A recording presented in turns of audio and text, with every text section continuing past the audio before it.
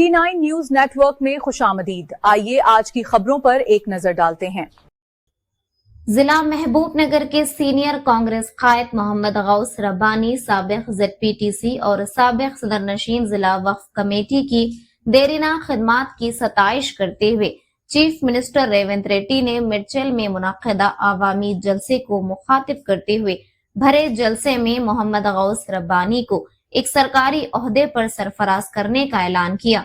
इस मौके पर चीफ मिनिस्टर ने कहा कि मिर्चल मंडल की आवाम के लिए मोहम्मद गौस रब्बानी की 35 साल खिदमात का एतराफ करना जरूरी है। उन्होंने डिप्टी चीफ मिनिस्टर भट्टी विक्रमार्का को हिदायत देते हुए कहा कि वो जल्द अज जल्द मोहम्मद गौस रब्बानी को किसी मुनासिब ओहदे पर सरफराज करने के कवायद मुकम्मल करें। ఆనాడు గెలుసుంటే మిత్రుడు రబ్బాని జిల్లా పరిషత్ చైర్పర్సన్ అయి ఉండేవాడని ఇంతకుముందు మా మిత్రుడు భట్టి విక్రమార్క గారు నాకు గుర్తు చేసింది. నేను ఉప ముఖ్యమంత్రి గారికి ఒక సూచన చేస్తున్నా.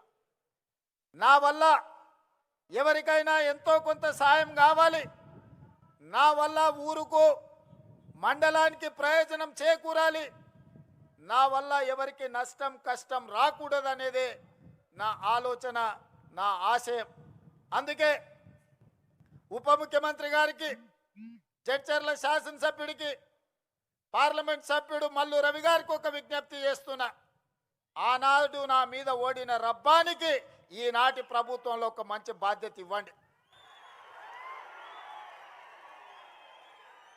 ఎందుకంటే సర్పంచ్గా, సింగిల్ విండో చైర్మన్గా, బ్లాక్ కాంగ్రెస్ ప్రెసిడెంట్గా ఈ ప్రాంత ప్రజలకు దాదాపుగా 35 సంవత్సరాలు రబ్బాని సేవలు అందించండి.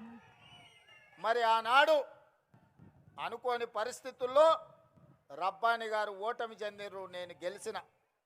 మరి ఈనాడు మీరు నేను అతనికి అవకాశం ఇవ్వడానికి మన చేతిలో బాధ్యత ఉన్నది.